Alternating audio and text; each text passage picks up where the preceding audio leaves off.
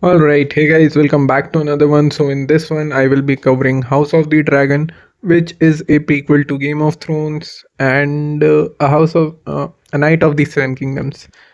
And I watched the whole three seasons in the past week. I had not watched it when it was released, and I thought that this is the second last season, so probably this is the best time to start. And yeah, so I binged it and I will talk about what my thoughts are. This video will contain spoilers and I will talk about like all the three seasons, but I won't go that much in depth, but it will contain spoilers. So, yeah, basically my thoughts and I'll just ramble on.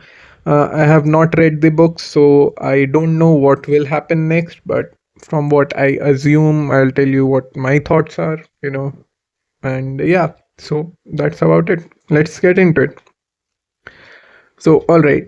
The first thing when you get into this show, it is a Game of Thrones prequel. You have like, high expectations, at least till it reaches the end, You assume that, well, the books part of it would be quite nice because they are widely regarded as, amongst the greats such as like Lord of the Rings and whatnot. So the books have good stuff. That's as much as I know about it. I haven't read it because I'm not a nerd. I don't read.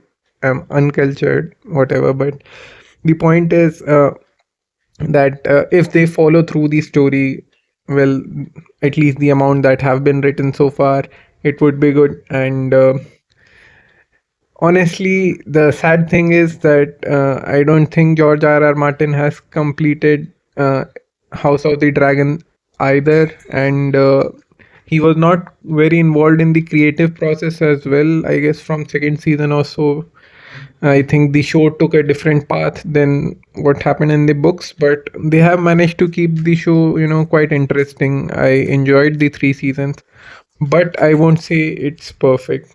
You know, while watching it, I constantly kept drawing parallels to Game of Thrones, like, oh, this character has the traits of this character. It's similar in such and such sense, but you watch it and you realize it's not quite Game of Thrones.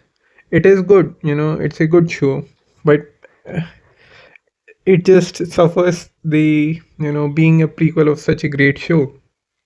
And I watched Game of Thrones like 6 months ago or so. I made like an hour-long video for first season. So yeah, I was quite passionate about it. I dropped it after season six because I know they went downhill after that. So, but yeah, I watched it, and I mean, if you have watched Game of Thrones and A Night of the Seven Kingdoms, you kind of know what will happen, which house will come out on top, the whole thing between the old town and old towers and Rhaenyra. So you know that the uh, black and red flag is what we see when we talk about Targaryens, not the green one. So I knew that the high towers will not win it, but I still wanted to see how it all happened. So first season we are introduced with Rhaenyra, Rhaenys, and I don't know the complete family tree of these characters, and honestly, it is quite difficult to even like how would you make a family tree? Daemon marries Rhaenyra, and he is also his uncle. His children marry Rhaenyra's children, so it's all just jumbled up, but. From what I could gather, it was like Aegon was the first, then I think came Jaehaerys, then Viserys, and then it was Aegon again, and then came Rhaenyra.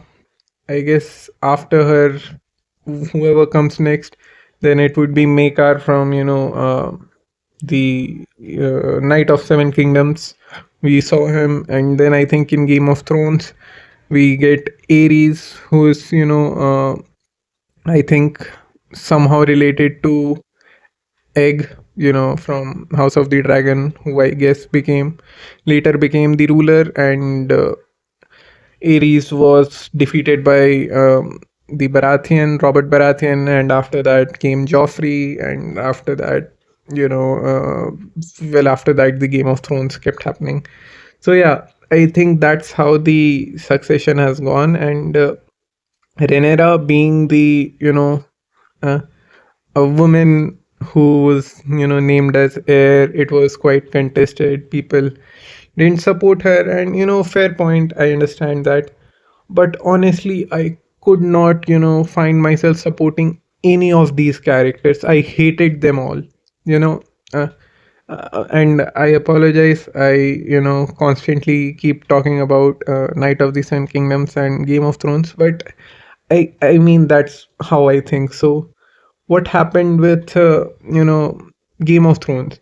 You see, there are some characters that you really like, some that you hate, and some are neutral. You like them sometimes, you hate them sometimes. Like you love Jon Snow, you love Arya Stark, you hate Cersei, the Hound, he's neutral. Like you like him at some moments, you hate him in another. But like there are characters, there are white, black, and gray characters. All sorts of things are there. Then when you watch A Night of the Seven Kingdoms, most of its characters are likable. The Beesbury guy, the Baratheon, then the Hedge Knight himself, Aegon. It's such a like wholesome and jolly show to watch, like, and even the environment they created, it's sunny, everything is, happy. But when you get into House of the Dragons, like the environment is so dark, it's always cloudy, all the characters are like, you don't like Damon, you don't like Viserys. Viserys did fuck all in, while he ruled, and when he died, he messed up. Like, dude, just shut the fuck up, 8 hours later, he suddenly reminded, oh yeah, my daughter asked me about Aegon. What? Like, then comes Rhaenyra. I was rooting for her when she was like a child, like till 4 or 5 episodes. But when she grows up, she becomes like despicable. Like she, you know, even in the third season, as her own daughter. I don't know the other dragon rider, Bela, as she says that you use people, and when they are of no use to you, you throw them away. And that's what she does. She could have held Corlys, made his sons legitimate, and like it wouldn't harm her, but she didn't. She just said, I couldn't do it. She could have easily managed Ulf, given her some, I don't know, castle, or just give him enough boost to last for weeks and he's set. Like, you somewhat feel for her that her throne was taken from her and whatnot, but she was really not a good ruler. And again, this reminds me of something that I read on Reddit or somewhere. Like, unworthy rulers get cut by the Iron Throne. Viserys got cuts on his hands. I think that's why his whole back was, I don't know, disgusting. And same thing has started to happen with Rhaenyra as well. We saw that her fingers also got cut, and that's, I guess, true because he's not a good ruler. He keeps whining all the time, like, well, I don't have this, I don't have that. He does nothing. Like, and Damon, I don't know. Damon, the whole show, it's a lot of talking, like, meh, meh, meh, meh, meh, meh. We should not do this, this would break the peace and whatnot. Like, and I like watching these conversations, but at some point you have to give a payoff for it, and at times it feels like it's just all being set up, and if the finale does not land, it will all go to shit, like what happened with Game of Thrones. So that's one thing, but other than that, it is quite interesting, the whole Alicent's, like storyline. She started as a friend of Rhaenyra. Then she got lucky. Viserys was interested in her, and at first I thought, all right. I mean, it's a good decision that Viserys chose not to marry Layla or whatever her name was, that 12-year-old child. But then they tell her that she's 16, and you're like, what? I mean, that's crazy. But yeah, I guess when you watch Game of Thrones, that is expected, that you will see a lot of incest, weird things. So yeah, that happened. And when she came to power, she heard Helena talk about being free, and she's like, yeah, you know what, you are right. Let's just open the doors and let her come in. Why did you fight for so long, like, if that you wanted to have a peaceful life, you should not be involved with the throne. Like, all the time you keep thinking these people do so much just to get on the throne, and they don't plan what they would do afterwards. I mean, I guess, mm, again, like the Frankenstein, you created the monster, now you don't know what to do with it. So yeah, that's what happens for quite a lot of time. Although we do get dragons, and there are some quite cool fight scenes, and the whole thing with Reina. By the way, if you are first time watching House of the Dragons or Game of Thrones, you are going to have quite a difficult time to remember these names. When I first watched Game of Thrones, I was like, there is one Tyrion, there is Tywin, there is whatnot. Like, there are so many similar names that, like, it would take you a season or two just to get used to those names. And luckily, it didn't take me that much time this time around. Rhaenys, Rhaenyra, Rhaena. Yeah, so uh, her whole thing, like, she wanted a dragon and then she got it, and then they almost killed the dragon, but I think Daemon let Sheep Stealer live. So yeah, that could come in later. And how the third season ended with Rhaenyra looking at the dream that she had sewn on the cloth, uh, Helena had sewn on the cloth. I feel like Rhaenyra might die in the fourth season, because I guess that was blood. I could be wrong here, and I I actually really avoided the spoilers for HOTD. This time for Game of Thrones, I knew quite a lot of things which took away the element of surprise. But the story still was great. But this time I tried to avoid those spoilers. So these are just what I think can happen. I don't think it will surely happen, but I'm rambling in front of a camera, so why not? What else happened? All right. So the bastards of Rhaenyra. So I think it was quite clear from the beginning that they won't survive. Firstly, because they have black hair, and as we see in the Game of Thrones, that the Targaryens still have white hair. So I, gathered that they are not going to survive. And when Jace went in, the uh, went to help Lord Corlys, I was sure that either Corlys or Jace were to die, because firstly, you don't see Valerians in Game of Thrones. Secondly, as I said, Targaryens still have white hair. So Jace did die, and Lord Corlys somehow managed to survive another season, which is a shock. I mean, there are 3 or 4 times that he almost died.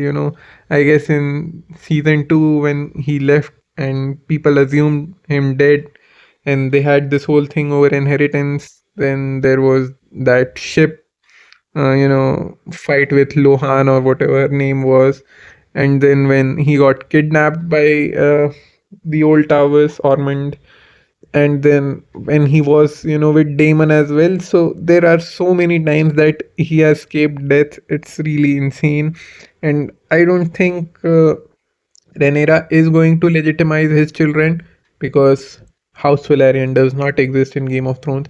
and this is 175 years back from Daenerys' rule. And when Jaehaerys made Viserys king. So I feel like give or take 150 years, maybe 130, something like that. And yeah, I don't think Valerians are going to live for that long. They will probably deal with them as well. Daeron has already died in the third season. I think Aemond and Aegon will join forces because, well, with that witch Allen or whatever name was from Harrenhal, um, whoever goes there, comes back with like an awakening. Like, I know my life's purpose now. I will, lose my traits. Damon was, uh, really the hot-headed guy, and after his time in Harrenhal, he was like, I accept Queen Rhaenyra. I'll do for her whatever she asks of me and whatnot. And season 2, Damon spent like in Harrenhal having dreams. In season 3, Aemon did the same thing. So there are some plot points that kind of annoy you a little, but it's not that big of a deal because they are still helping his character arc. So yeah, I feel like Aegon and Aemon now have they have Vhagar and they have Sunfire. uh, I think Ulf might join him. I think that the other rider who lost his wife in Tumbleton, he looked, quite pissed with the, with Rhaenyra's rule. So I think he might join him. And well, they have found like 6 dragon eggs. So I mean, if they hatch, so I mean, Aegon has clearly, has been building an advantage, and also he is the male heir, so a lot of the houses will support his claim as well. And he has the whole resurrected thing going for him. Rhaenyra just killed the Septon, so the Sept will be against her as well. So I don't think Rhaenyra will be, make it alive in season 4, but well, let's see what happens. We didn't see Vhagar for, like 90% of this season, since Aemon landed in Harrenhal. So yeah, it was a good season. I enjoyed it. Actually, all 3 of the seasons. I heard that a lot of people did not like season 2 because there were no wars, and the whole season just was spent talking. And I would have gotten that criticism, but honestly, I binged it, so I didn't really notice my difference. I watched, the finale of season 2, and then I straight up went in to season 3, and I binged that. So that was not a problem for me. And you know again, if you remove the whole Game of Thrones and the Night of the Seven Kingdoms out of it, it's a really good show on its own. But when you bring in that comparison, that from what we have seen previously, then you start off, you kind of start noticing the, I guess, failures. But yeah, like, even today there are so many quotable lines from Game of Thrones, King in the North, and like a lot of things that you can quote from Game of Thrones.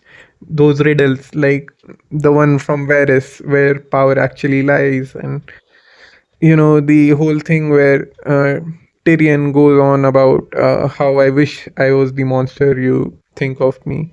Like, those are some epic moments.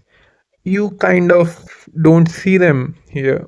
So I mean, it has its faults, but honestly, it was a good show. If you can bear a lot of talking, I think this could be something you might be interested in. And honestly, if you are watching this video, I'm assuming you have watched House of the Dragons, because, like, if not, what have you understood in this whole video? Like, even the names, they are so similar. Aemon and Aegon. Who would, understand what's going on if you have not watched the whole thing? So, yeah, I liked it. Obviously, from like the 20-minute rant that you have heard, you can gather that there are things that I wasn't a huge fan of, but I enjoyed watching it, and I look forward to season 4, and it was a fun experience. I'm sure I have missed a lot of things. It's like just a 20-minute long video for 3 seasons. That's like what, 16, 24, 25 hours worth of time. So I have tried to cover as much as I could, and yeah, let me know what are your thoughts, if you enjoyed it, if I missed anything, if you have any insights, theories, whatever.